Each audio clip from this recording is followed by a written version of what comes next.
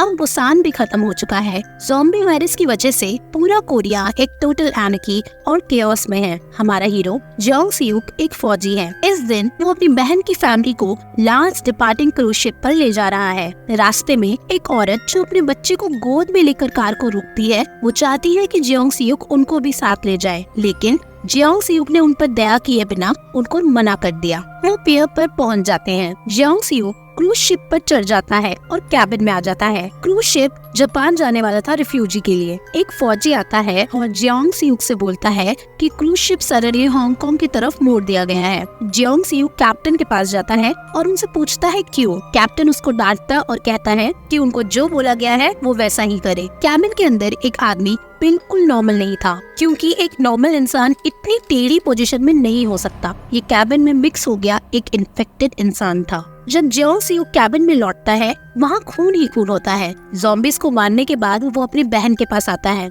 लोगों को यहाँ पे ज़ॉम्बीज ने काट लिया था। जोंग सियुक के छोटे भांजे को भी काट लिया गया था। उसकी माँ उसे घबराकर अपने गोद में ले लेती है। वो इतनी डर गई थी कि वो बोल भी नहीं पा रही थी। इस पॉइंट पर जो इंसान ज़ॉम्बी द्वारा काट लिया जाता है वो तुरंत ही ज़ॉम्बी बन जाता है। जोंग सियुक ने अपनी बहन को बचाने के लिए उसको खींचा, लेकिन उसकी बहन अपने बेटे को छोड़ने को तैयार नहीं थी। उस पर जमीन पर काटने वाला इंसान ज़ॉम्बी बन गया था। तभी जोंग सियुक पर हमला होने लगा। जोंग सियुक अपने पिस्टल की गोलियां चला देता है और बचकर कैबिन के दरवाजे को बंद कर लेता है। उसी पर उसके जीजा जेमिन भी लौट आते हैं। दोनों उसकी बहन पर ज़ॉम्बीज के अटैक को दुख में देखते हैं। Camera turns, it's 4 years later। Jong Seok और जेमिन एक क्रूज शिप पर हांगकांग जाते हैं, लेकिन उनकी जिंदगी यहाँ इतनी अच्छी नहीं है। उनकी बहन की मौत की सजा के चलते उन्होंने दर्द में जीवन बिताया। एक तरफ जेमिन जोंग सियुक से कहता है कि उसने अपनी बहन को बचाने के लिए पूरी कोशिश नहीं की, तो दूसरी तरफ वो लोकल्स को कुछ खास पसंद नहीं थे। एक दिन एक गुंडा जोंग सियुक के पास आता है और उससे कहता है कि उन्हें वापस कोरिया जाकर ट्रक से पैसे लेकर आना चाहिए। अब कोरिया एक ज़ॉम्बी का स्वर्ग है। ज़ॉम्बीज पैसे में इंटरेस्ट नहीं रखते। इस गैंग मेंबर ने पैसे कमाने का तरीका निकाला है। उसने अपने लोगों को कोरिया भेजा था और ट्रक भर के डॉलर्स जमा कराए थे, पूरे 20 मिलियन डॉलर्स। जब वो लौट कर आ रहे थे, उन्हें ज़ॉम्बीज ने घेर लिया था और फिर सब मारे गए थे। जोंग सियुक कार और डॉलर्स की आधी राशि रख सकता है अगर वो उसे वापस ले आए। जोंग सियुक तुरंत अग्री करता है। जेमिन, होसियो और मिनहो उसके साथ जाते हैं। जल्दी ही जोंग सियुक और उसकी ग्रुप बोट पर बोर्ड करते हैं।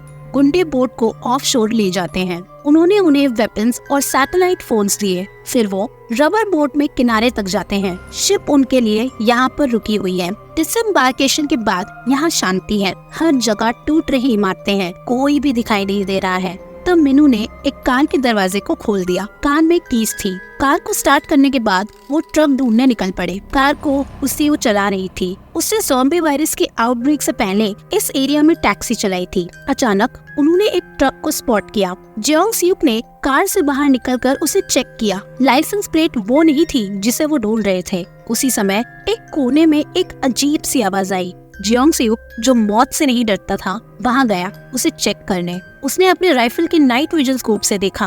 उसका दिल धड़कने लगा। ज़ॉम्बीज उन्हें भूखी नजरों से देख रहे थे। ग्रुप ट्रक ढूंढने के लिए आगे बढ़ा। अंत में उन्होंने एक ओवरपास के नीचे उसे पाया। कोई उन्हें दूरबीन के थ्रू अंधेरे में देख रहा होता है। जेमिन ने ट्रक को खोल दिया और अंदर डॉलर से भरा हुआ बैग था। जब वो ड्राइवर साइड पर गए, तब कार के अंदर बैठे एक डेड ड्राइवर को उन्होंने देखा। जेमिन गया और उसे कार से बाहर निकालने की कोशिश की। उसी पर डेड ड्राइवर ने अचानक अपनी आंखें खोल ली। लड़ाई के दौरान उसने जेमिन को काटने के लिए अपना मुंह खोल दिया। उसे ट्रक की हॉर्न को बजा दिया। जोंग सियुक ने अंत में ड्राइवर को शूट कर दिया और उसे मार डाला। इसी दौरान बहुत ज्यादा नंबर्स में ज़ॉम्बीज ने ट्रक के हॉर्न की आवाज को सुन लिया और भागकर यहाँ आ गए। इन ज़ॉम्बीज को रात में दिखाई नहीं देता है, लेकिन उनके सुनने की सेंस खास तौर पर तेज होती है। जोंग सियुक ने अपना राइफल लिया और शूटिंग शुरू की, लेकिन ज़ॉम्बीज बहुत ज्यादा थे। जोंग सियुक ट्रक में चढ़ गया और ज़ॉम्बीज से थोड़ी देर के लिए बच गया। दोनों व्हीकल्स रोड पर चलने लगे। सियू ने अमीर होने का ख्वाब देखना शुरू कर दिया। कार के पास से थोड़ा दूर एक इंसान उतरा। उन पर एक फ्लेयर शूट किया। अंधेरे में उसकी आंखों में चमक थी। ज़ॉम्बीज ने आग देखी और तेजी से भागने लगे। उन्होंने भागना शुरू किया। ज़ॉम्बीज की फौज ने रास्ते को ब्लॉक कर दिया था। सियू ने कुछ वर्कर्स को मारा और कार पे कंट्रोल खो दिया। उनके पीछे वाला ट्रक रुक नहीं पाया। ये उनके साथ टकरा गया। ट्रक में जोंग सियुक इनर्शिया के कारण बाहर गिर गया। उसी भी मारा गया, बाकी 3 भी चोट खा गए। ज़ॉम्बीज आते ही रहे। जेमिन जल्दी में ट्रक के अंदर ही छिप गया। जोंग सियुक भागने लगा। रास्ते में उनकी एक लड़की से मुलाकात हुई, जून नाम की। उसने ज़ॉम्बीज को आसानी से भगा दिया। पैसेंजर साइड पर एक छोटी सी लड़की थी। जून ने ज़ॉम्बीज को रोड ब्लॉक की तरफ से मारते हुए गाड़ी चलाई। जोंग सियुक को हिलना फिरना बर्दाश्त नहीं हुआ और वो बेहोश हो गई। कार एक ओवरपास के नीचे चली गई। यहाँ पर एक बड़े से ग्रुप ने ज़ॉम्बीज का रास्ता रोक रखा था। उसी वक्त लड़की ने एक रिमोट कंट्रोल वाली गाड़ी निकाली जिसमें लाइट और म्यूजिक दोनों थे। रिमोट कंट्रोल कार को ज़ॉम्बीज की तरफ चला के ड्राइव किया। ज़ॉम्बीज को आवाज ने अट्रैक्ट किया। तुरंत रिमोट कंट्रोल कार पर झपट गए वो सभी ज़ॉम्बीज। छोटी लड़की ने कार को ड्रिफ्ट किया और वो पलट गई।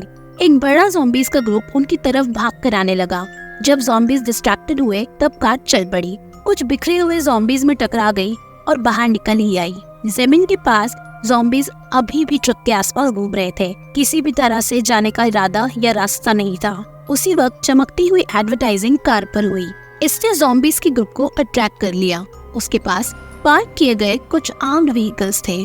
गाड़ियों में से लोगों का एक ग्रुप बाहर आता है, लेकिन वो लोग दिखने में कुछ अच्छे लोगों जैसे नहीं लग रहे थे। मीनू ने ट्रक के कैबिन से बाहर निकलकर उनसे मदद मांगी, लेकिन उसको इन्फेक्शन हो चुका था। इसीलिए ग्रुप के लीडर ने उसके आसपास आकर उसे सीधा मार दिया। फिर वो ट्रक में चढ़कर चले गए। ट्रक के अंदर जमीन को पता ही नहीं चला कि बाहर क्या हो रहा है। उसको भी साथ ले जाया गया। जोंग सियुक होश में आया और उसके सामने एक बूढ़ा आदमी था। ये आदमी जून के दादा थे। उसी वक्त एक औरत आई और जोंग सियुक ने उसे तुरंत पहचान लिया। उसका नाम बिनजिंग था। ये वही औरत थी जिसने उससे रास्ते में मदद मांगी थी। बूढ़े आदमी के पास एक रेडियो था।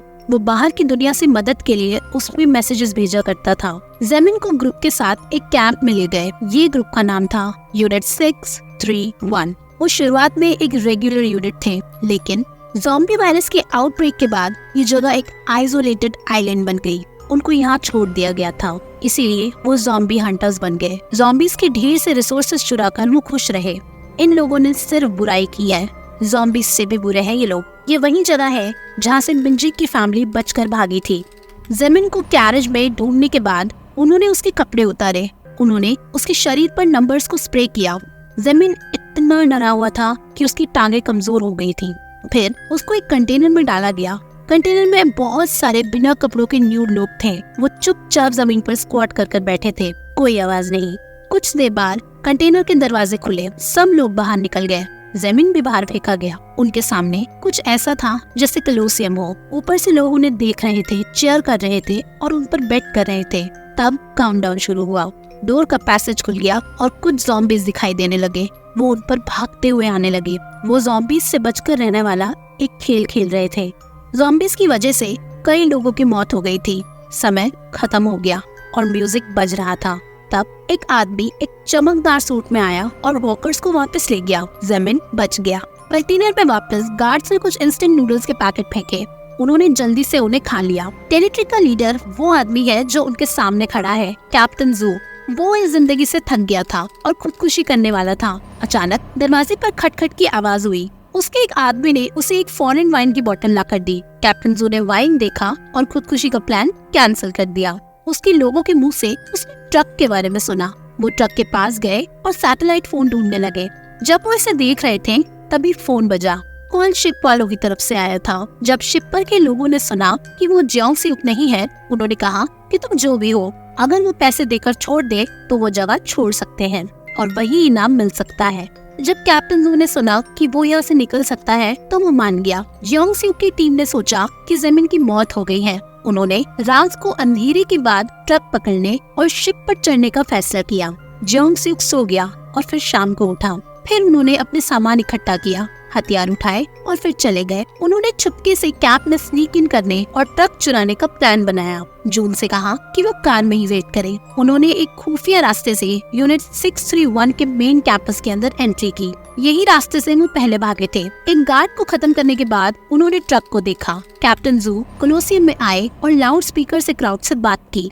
अब हमारे पास काफी सामान है, आज रात सब एंजॉय कर सकते हैं। उसने लोगों को ल्योर करने के लिए इस तरीके का इस्तेमाल किया। सर्जन किम को पहले ही शक हो चुका था कि कुछ तो गड़बड़ है। जब कैप्टन जू कमरे में लौट आए, सर्जन किम उसका इंतजार कर रहे थे। लेकिन उन्होंने कुछ गलत नहीं पाया। कैप्टन जू कमरे में गए और टेबल पर रखे सैटेलाइट फोन को स्पीकर से कवर कर दिया। उस वक्त उसके लोगों को नहीं पता था कि सर्जन किम कमरे में है। जब सर्जन किम अपने लोगों से सवाल कर रहा था, कैप्टन जू अपने पीछे अपनी पिस्तौल निकालकर क्वाइटली वेट कर रहे थे। सर्जन किम ने सोचा कि वो एक दूसरे को पसंद करते हैं। वो कमरे को अच्छी तरह से देखकर चले गए। जॉन सेउक और मिंग जिंग ट्रक तक पहुंच गए। जब वो चलने के लिए तैयार थे, कैप्टन जू के लोग भी यहाँ पहुँच गए। मिंजिंग ने कैब में छुपकर अपनी पिस्टल उसके सर पर रखी। फिर 2 गार्ड्स ने उसे देखा। उन्होंने उससे पूछा कि वो शो में क्यों नहीं गए। उसने एक रैंडम बहाना बनाया और निकल गया। फिर गार्ड्स ने उसे बताया वो इंसान ट्रक में पकड़ा गया था जो कोलोसियम में बहुत बहादुर था। जब जोंग सियुक ने ये सुना तब उसको समझ आया कि ज़ेमिन अभी भी जिंदा है, इसीलिए ज़ेमिन को बचाने की कोशिश करने लगा। जोंग सियुक के चले जाने के बाद कैप्टन जू आया। लगता है वो मिंजिंग के पुराने जान पहचान का था, लेकिन फिर उसने अपनी पिस्टल निकाली और मिंजिंग पर गोली चला दी। मिंजिंग ने ट्रक को उल्टा कर उसको जमीन पर गिरा दिया। उसके शरीर से एक सैटेलाइट फोन मिला। ज़ेमिन कोलोसियम में ज़ॉम्बीज़ के साथ अपनी नजदीकी मुलाकात जारी रखता है। एक ज़ॉम्बी चिल्लाती है और ज़मीन पर झपट जाती है। इस पॉइंट पर ज़ॉम्बी को मार दिया गया। जोंग सियुक पहुंच गया। उन्होंने सब ज़ॉम्बीज़ को यहाँ से निकाला। फिर जोंग सियुक ने एक स्मोक बॉम्ब फेंका। वो ज़मीन को वहाँ से निकालना आया। अपने भागने की राह पर वो फौजी से मिले जो उनको रोकने आए थे। फौजी जोंग सियुक पर फायरिंग करने लगे। जोंग सियुक फौरन एक तरफ भाग गया और छुप गया। उसी समय एक ज़ॉम्बी जोंग सियुक पर कूद गया। ज़ेमिन ने जमीन पर पड़ी राइफल उठाई। उसने फौजी की तरफ फायरिंग की। फिर उसने गन जोंग सियुक के पास फेंकी।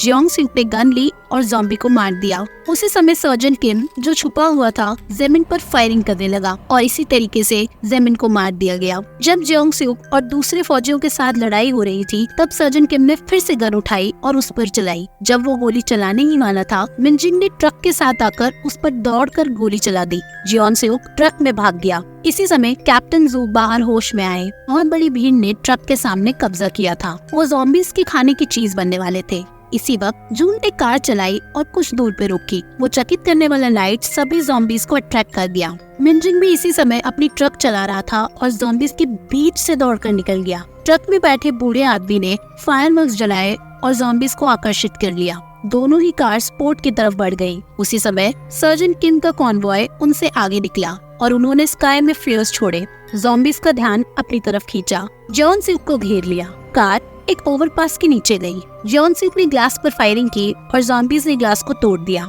सर्जन किम की कार ब्रेक नहीं लगा पाई और ज़ॉम्बीज़ के ढेर में सीधा घुस गई। वो कार को पीछे ड्राइव नहीं कर सके और सर्जन किम को ज़ॉम्बीज़ ने घायल कर दिया। जोंग सियुक ने सर्जन किम से छुटकारा पाया और सैटेलाइट फोन निकाला ताकि पोर्ट पर मौजूद शिप से संपर्क कर सके।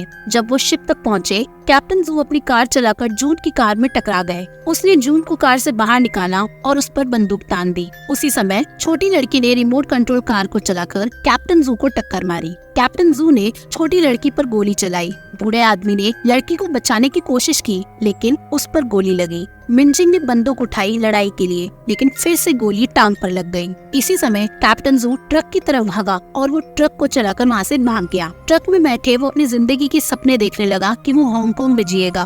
वो कार को बोट पर ले गया। गैंगस्टर उसे वहाँ पर मिले। कैप्टन जू का उत्साही से स्वागत किया गया, लेकिन गैंगस्टर्स ने उसे वहीं पर मार डाला। रियलिटी तो ये थी कि चाहे ट्रक में कोई भी हो, गैंगस्टर ने उन सबको मारने का ही इरादा किया था। कैप्टन जू ने अपनी अंतिम सांस के साथ ट्रक को न्यूट्रल पे डाल दिया। ट्रक कैबिन से बाहर निकल गया और दरवाजे के पैनल में अटक गया। इसी समय एक बड़े ज़ॉम्बीज़ की ग्रुप शिप की तरफ आने लगे। दूसरी तरफ चोट लगे बूढ़े व्यक्ति की जान धीरे धीरे जा रही थी और बूढ़े की मौत हो रही थी। इसी समय हेलीकॉप्टर की आवाज आई। छोटी लड़की ने जल्दी से आसमान में फायरवर्क्स को लॉन्च कर दिया। उसने हेलीकॉप्टर के ध्यान को खींचा। जोंग सियुक हेलीकॉप्टर के साथ छोटी लड़की को अपने हाथों में लेकर भागने लगा। फायरवर्क्स के चक्कर में ज़ॉम्बीज़ हर तरफ से आने लगे, लेकिन ज़ॉम्बीज़ बहुत सारे थे। मिंजिंग ने ट्रक में चढ़कर जितनी जोर से हॉर्न बजा सकता था बजा दिया। ज़ॉम्बीज़ ने वो आवाज सुन ली और उस तरफ आकर्षित हुए। जोंग सियुक आखिरकार हेलीकॉप्टर के पास पहुंचा, 2 बच्चों के साथ। लड़की ने रेस्क्यू टीम से अपनी मां को बचाने के लिए भीख मांगी,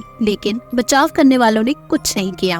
मिनजिंग जो ट्रक में था उनको नीचे खींचने से बचाने के लिए सुसाइड करने का फैसला लेता है, क्योंकि वो उनको पीछे नहीं खींचना चाहता था। इसी वक्त जियोंग सियुक ने अपनी बंदूक निकाली और फिर बंदूक लेके वो आगे बढ़ा। जब उसने गोली की आवाज सुनी तो उसकी जिंदगी बचाने की उम्मीद बढ़ गई। उसने ज़ॉम्बीज पर आसानी से गोली चलाई। जियोंग सियुक आगे बढ़ा और उनसे मिलने आया। स्मोक बॉम्ब भी फेंक दिया। अंत में वो धुएं से बाहर निकल गए और वो हेलीकॉप्टर में भाग गए।